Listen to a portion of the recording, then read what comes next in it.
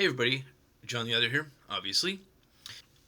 And if you're watching my channel, I'm going to assume you've already heard about a series of articles which have appeared in mainstream outlets complaining that men are asking women they're dating or hooking up with to record short videos acknowledging that they are agreeing, as adults, to a sexual encounter and that they are not being coerced, forced, or compelled.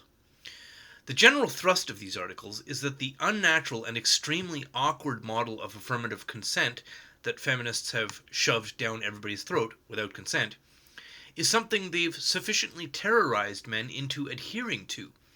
And now that men who feminists have intimidated into adopting the feminist model of explicitly and tediously asking for and stating consent are actually doing it, the feminists are very angry indeed. How dare he ask me to consent?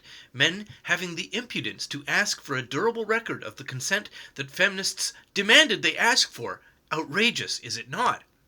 I mean, it's not like we're in the middle of a Me Too kind of a movement in which due process and presumed innocence are spat on, and where social currency for women can come from a made-up accusation or anything else that's dangerous to innocent men or anything of the sort is happening. Fortunately for feminists, in Canada anyway, or maybe just women who feel insulted that they should be asked for an actual record of their intent to engage in consenting sex, Canada has just made those consent videos inadmissible as defense evidence in a sex assault trial. I'll explain.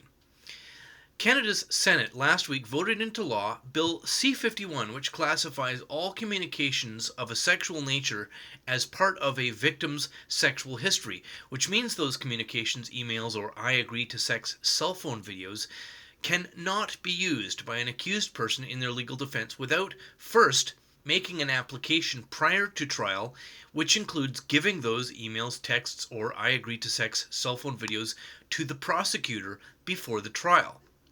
Now, if you didn't fall out of your chair just now as I read that, it might be because you're unfamiliar with the procedures of a criminal trial. So here's a little informal refresher for those few of my listeners who are not habitual felons in court every week.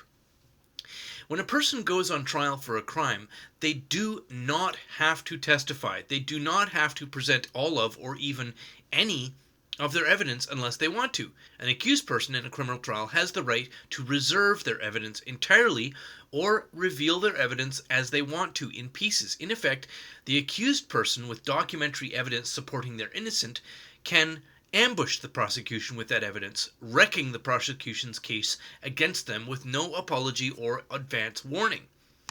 And on top of that, in a criminal trial, the accused person gets to wait until the prosecutor's entire case against them has been presented, along with all their evidence. That's your right if you're an accused person in a criminal trial. The simplest reason for this is that it prevents the prosecution from editing and adjusting the story of the case against you to bypass facts that are inconvenient to the truthiness of the accusation narrative. It would simply not do to have prosecutors or complainants editorializing the accusation they brought to the courtroom to take account of or to sidestep defense evidence that might refute the accusation. But on top of this simple logic, in a criminal trial, the prosecution is the lawyer with the almost godlike power and financial ability and resources of the government behind them. The defendant, by contrast, in a criminal trial is typically a single person with only a single person's resources. And the goal of the trial is not, as some people think, to convict criminals. The goal of a criminal trial is to find the truth, which is why the judge is sometimes called the trier of facts.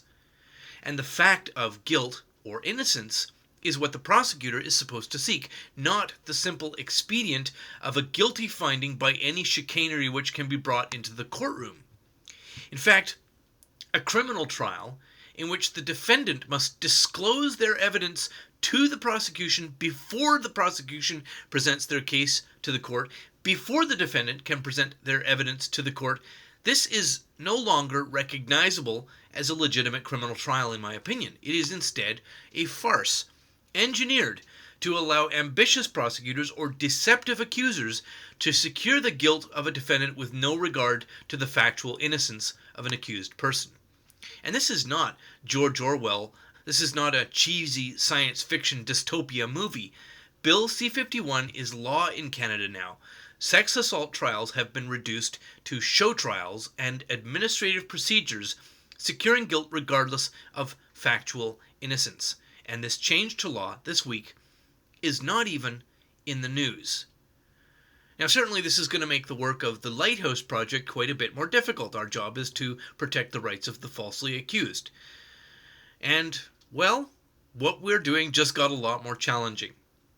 And if you'd like to support us, well, I won't give you a link to Patreon, but you can still support us directly through donation. Link in the low bar. And thanks very much for watching. And as always, have a lovely, lovely day.